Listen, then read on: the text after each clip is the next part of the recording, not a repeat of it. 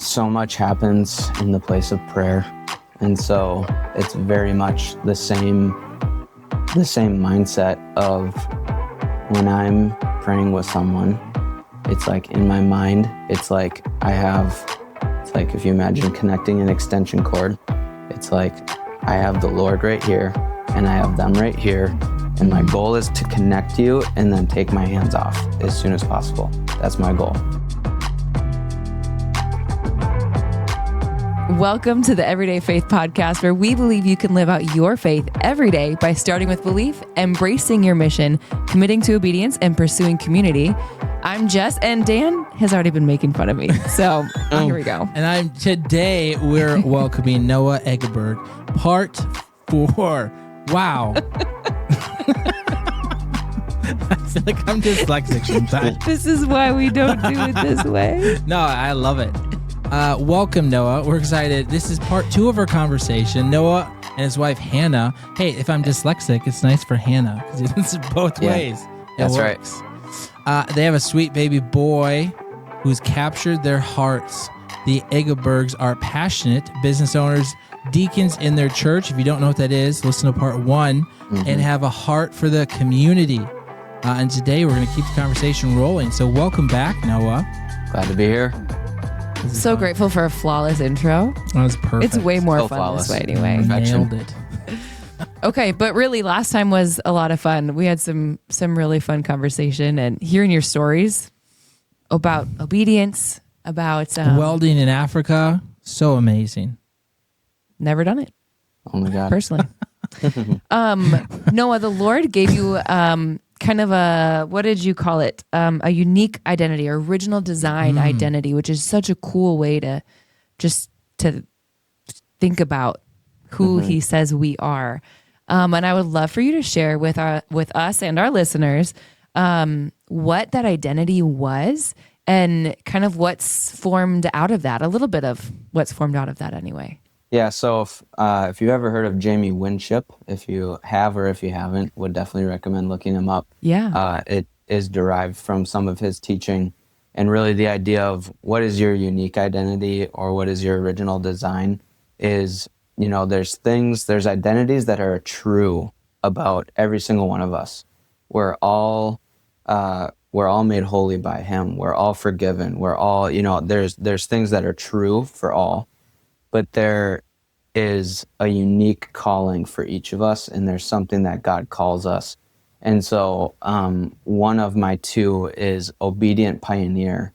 And so what that means is when you understand what your original design is in God, it is informing me of who he's made me to be in every room that I walk into. So when I'm at a service on Sunday or at prayer room on Wednesday, who am I in the room and what is my role? And so part of that, both in and outside the church, is to be an obedient pioneer.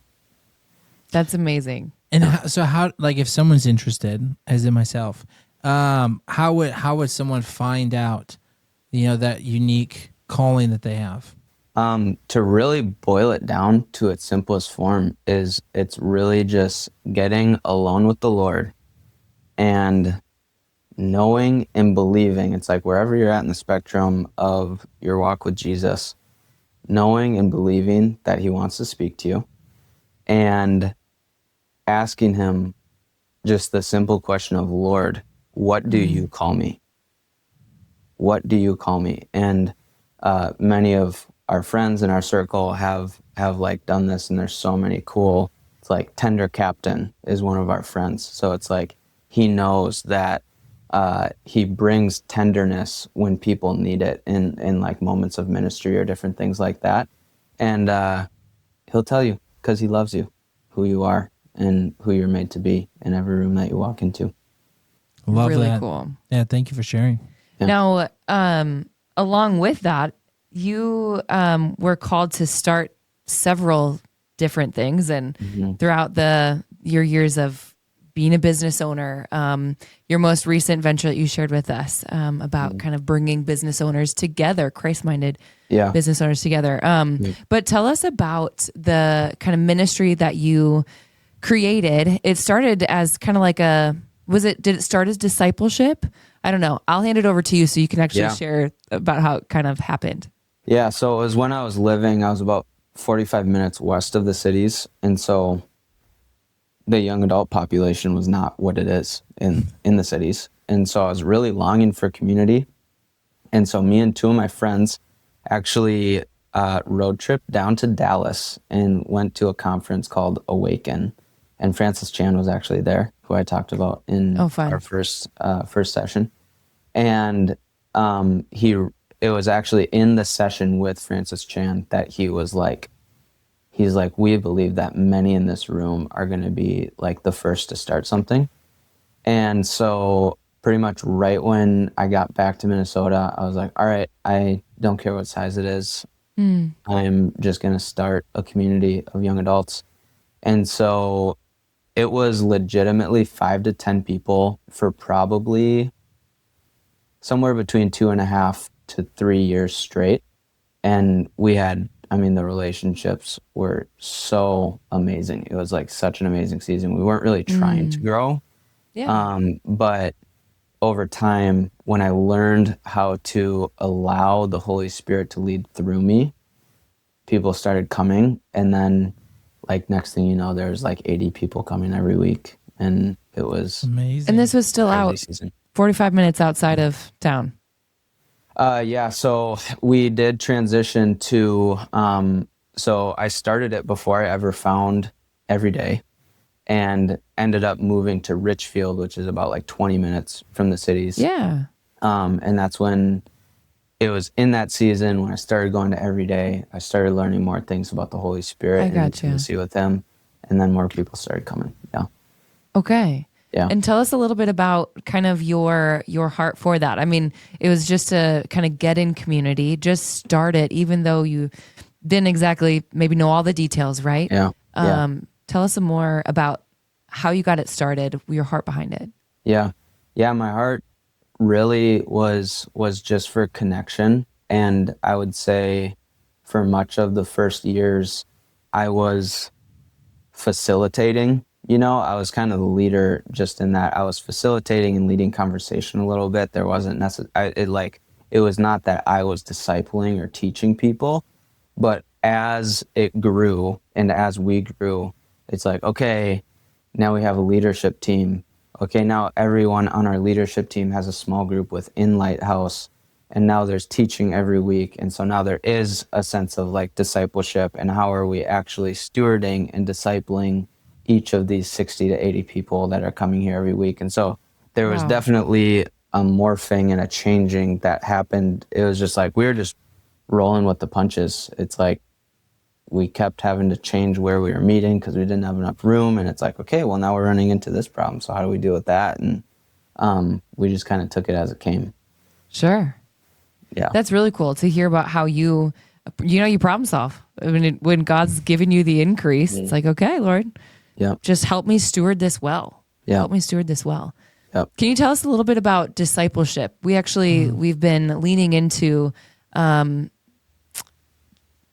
what it would look like to help people grow and understand discipleship and actually seek it out and take those next steps. But would you share even just kind of the fundamentals, the basics of when is discipleship important? How does that come into play for a Christian? Yeah, I think there's certainly a season when you first come to the Lord where it's like you're under someone's leadership, you're being discipled. But I think I don't think that ever ends. So I always like to be under someone's leadership, like very tangibly, like one-on-one. So it's like there's someone that I am bringing my life to, and I'm submitting myself to their leadership and their counsel. And that's not just my pastors on Sunday. This is someone that I'm meeting with on a regular basis. So I like to always have that in place. And I like to always not to be like, oh no, I'm not discipling someone right now, but to always be stepping into mentoring or discipling someone. And so we laid Lighthouse down a while back, but right now I'm discipling a group of 10 men and we're getting together every week. And it's just so, you just can't really grow in your walk with Jesus the way that we are designed to outside of community and discipleship. It's just not possible in isolation. And it's so good for us to learn humility and go, I don't, if it's, you obviously need to find someone you can like really trust, but it's like when you find that person, being in a place of humility to follow their leadership and their counsel. Yeah. Yeah. Wow. I don't feel like these days we're all that good at that, right? I mean, humility, I think, is kind of lacking in a lot of ways, and just in our society in general. But I'm really good at it. The most humble. Yeah. Like The Moses. best The at being most. humble. Is it so? No, is it accurate to not define discipleship, but I guess more or less define it as like spiritual mentorship, or is there more? Is there more that you would add to that? Yeah, I think spiritual mentorship or spiritual formation. It's like there's always someone that's been where you are and Yeah. is deeper in the Lord than you are. And it's so good to Yeah. be around people that know him more than you do. Yeah, And to let that provoke you and push you sure. deeper into him. And so I think in its simplest form, it's just spiritual formation through receiving counsel, but also watching the way that those people are living their life and just Yeah. implementing through seeing them live that out. Sure. So there's an element of doing life together, Yes. not just someone 100%. you see once a week and Yep. for you talk for that half hour. Yep. Dan's cooking something up over there. Yeah. What are you cooking? Give it to us, Ooh. chef. Chef Dan here. No, just kidding. No, I just think it's important that we just pull out some scripture, right? Yeah. It starts by following Jesus, right? That's the first step. Obviously, Matthew 4:19, follow me and I will make you fishers of men, right? And then it's commanded. I don't think we understand the importance or the depth of the word command. Yeah. It's commanded to go therefore and make disciples. Matthew 28 is very clear. Yeah. He didn't say converts either, right? He said make disciples.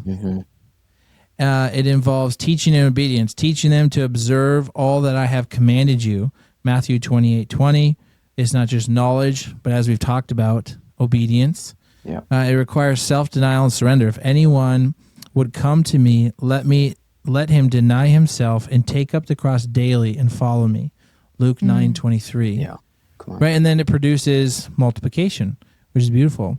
What you have heard from me, entrust to faithful men who will be able to teach others also. Paul writing to Timothy 2:2, 2 Timothy 2:2. So it's just so cool how important discipleship is. And to your point, when you pursue community and commit to obedience, discipleship is very natural. Yeah. Yeah. We always, it's like once we started, needing leaders, and then it's like, okay, we need to equip our leaders to disciple their small groups. The framework that we kind of came up with, or the language maybe, that really is still kind of where I come from when it's like, when I'm thinking about discipling someone or discipling this group of men, it's like, I think about Psalm 23. It's like, he's always preparing a table for us. And so it's kind of this imagery of, it's like Jesus is always at the table, like waiting for communion and connection with each and every one of us. And my role as someone who is discipling someone else is to just lead them to the table. It's like, I'm pulling the chair for you and I'm helping you connect with the source that you need. And I'll even like verbalize. I remember meeting with this one guy, and our first meeting, I'm like, my goal is for you to like not need me as soon as possible, pretty much. It's like, you just started following Jesus, and I'm not saying I'm like gonna leave and be out of your life, but my goal is for you to have a life in God that you know how to foster and that you know how to grow so that you don't need anybody else in order to just be with him. Of course, we stay in community, but my goal is not for you to just need me for the next 10 years. My goal is for you to be connected to him. And so that's kind of the language that we gave to our leaders. That's awesome. That's Well, great. how would you challenge us or somebody in discipleship? Yeah, I mean, I think so much happens in the place of prayer. And so it's very much the same mindset of when I'm praying with someone, it's like in my mind, it's like if you imagine connecting an extension cord, it's like I have the Lord right here and I have them right here. And my goal is to connect you and then take my hands off as soon as possible. That's my goal. So it's like in the place of prayer ministry, if it's someone that just started following Jesus and they're not super familiar with hearing the voice of God, I'm guiding the conversation by sharing what questions I'm asking him. And then they're hearing him speak for the first time. And it's like I'm helping facilitate conversation as they're learning to hear him and discern him. And it's like once people connect that and they realize that his voice is available in every moment, your need for people in order for you to be okay, like pretty much completely disappears. It's like you don't need to be sending out the SOS text, can you please pray for me? Because you know that you have the right to enter in and just talk with him face to face. Wow. And if I can get you to understand that and walk in that, you will not need me. And that's my goal. Wow.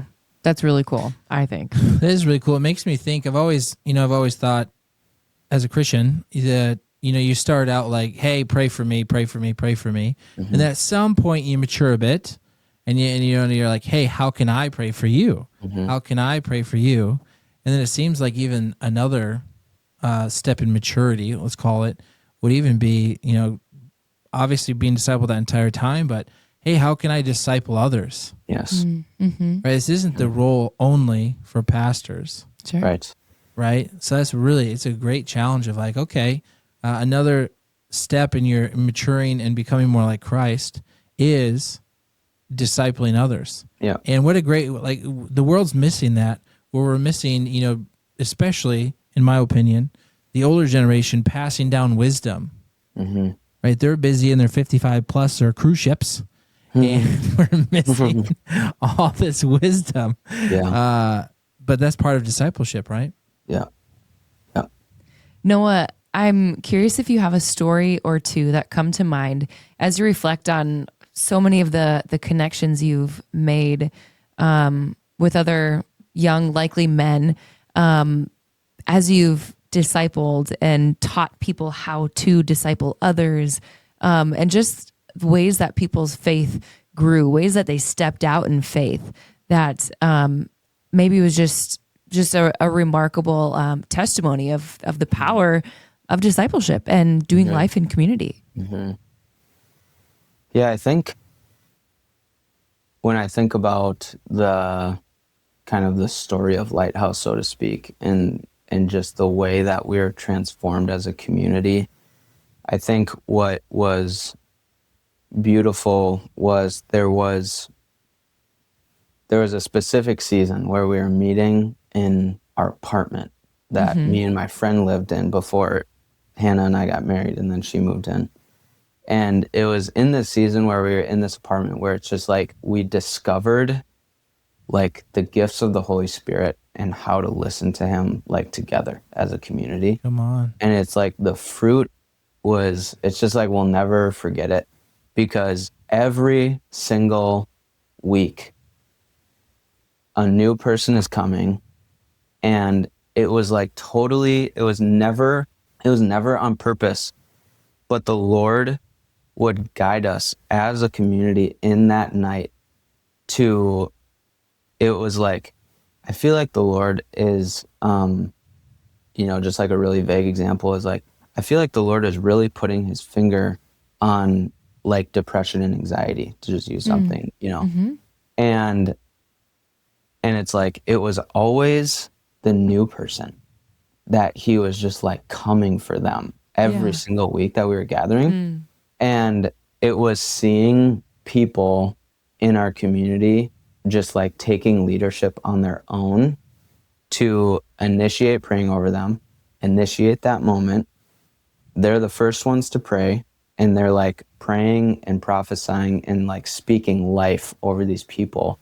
And we're seeing in real time, like 2 weeks later, this person is like, I haven't taken my anxiety meds in 2 weeks and I've been on them for 3 years, that kind of stuff. Yeah. And it was just like week after week after week, these stories, it's That's like incredible. These things are happening. And so I just think about the I don't know if the evolution is the best word, but just the evolution of what it looked like to grow in God as a community of people that were dedicated to each other and dedicated to discovering him. And there's just nothing like it. There's nothing like it. I think we've all been in communities that are just kind of stagnant, We've all kind of been there where it's like, is it worth my Middle time to school go? for me. Yes. Is it worth my time to go and be there? there? And and then there's when there's that intention behind it and leaning into the Lord and there's that hunger for like, God, what are you doing? Hunger. Not what can I do? Like, what are you doing? What do you have for this time in this group today? That's very different, a very different heart, a very different approach than what should I talk about tonight? Yep. Yeah. Yeah. 100%. Noah, is there anything that has come to mind as we've been talking in part 2 here? Stories or thoughts, questions, topics that have come up in your mind? Yeah, I think just as you were talking just now, you mentioned hunger. And hunger is so key to the community that you're in. It's like if you're not with hungry people, it's going to be stagnant and it's going to be stale and it's not going to be enjoyable. Exactly what you were just saying. And hunger is one of the like pillars of every day. It's like hunger, honor, and celebration are our three primary values as a house. And it's like, it's just not worth it if we're not going all in. It's like there's no worse life than like the half in Christian life because you don't get to enjoy the sin because you have conviction, and you don't get to enjoy like pleasures forevermore in God because you're dabbling in the world. It's like there's just no worse life than the like lukewarm life.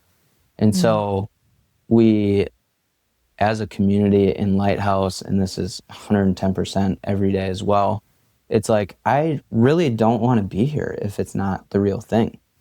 And Amen. We are communicating that often, like weekly, whether it's one-on-one discipleship or it's a community or it's a large gathering. It's like, hey, just so you know, like I love being here with you, but I'm not here for you. I'm here for God, and I want to discover him, and I want to discover him together. And I just want you to know that we're here for the real thing, and that's like our pursuit. And it just kind of changes everything when you get people in that same like-mindedness of we want the depths of God and we want to discover, because we're never going to be anywhere but the beginning of the discovery of who he is. So religion says we know everything there is to know about him. But if you can get in a room with hungry people that know there's no end to it, that's when just like everything just starts happening. I love that. What a cool picture. Well, is there anything you'd like to encourage us in, challenge us in from what you've been talking about today? I think what just came to mind as you were saying that I need to, that is an encouragement for myself as well, is to, so I think this is a recent thought I've had that I'm just going to be honest. It's not like super well thought out, okay? But this has been where I'm at, and I shared it with my discipleship group. It's true that we have more Bible and more teaching and more worship available to us in the West than any other people group in the history of man. Okay, I agree with that.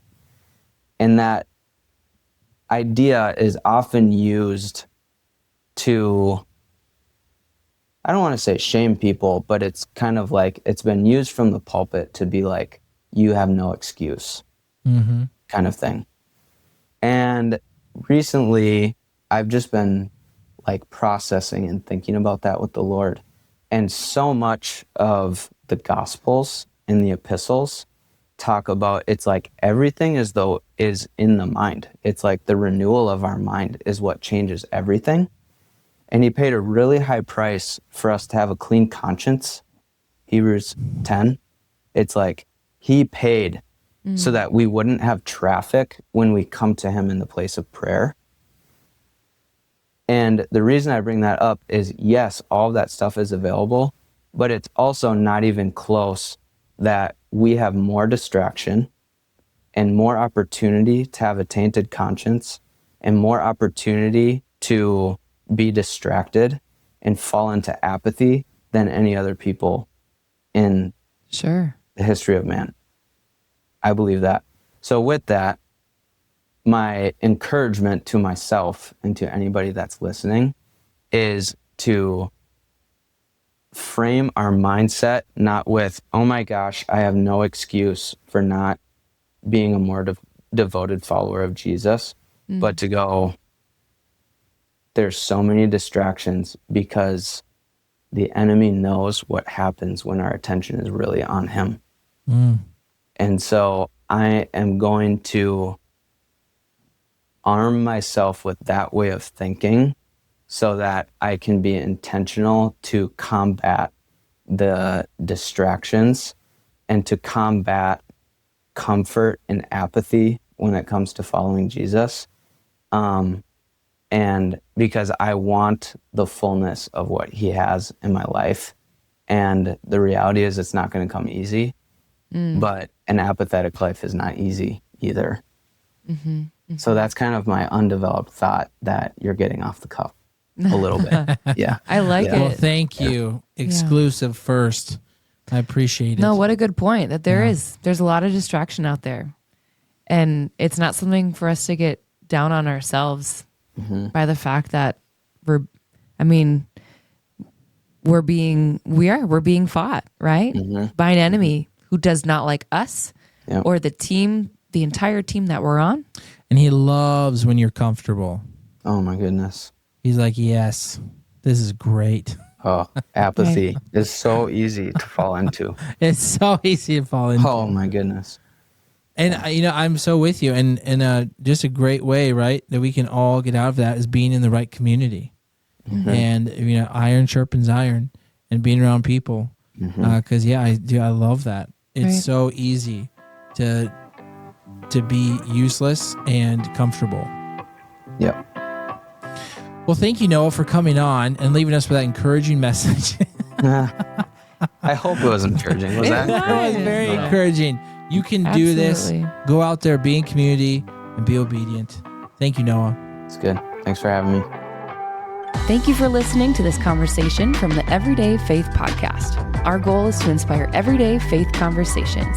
Please join us by rating and reviewing wherever you're listening, and most importantly, by sharing with a friend. For more resources like this, visit our website, askaboutmyfaith.com. God bless you as you live out your faith in your everyday rhythms of life.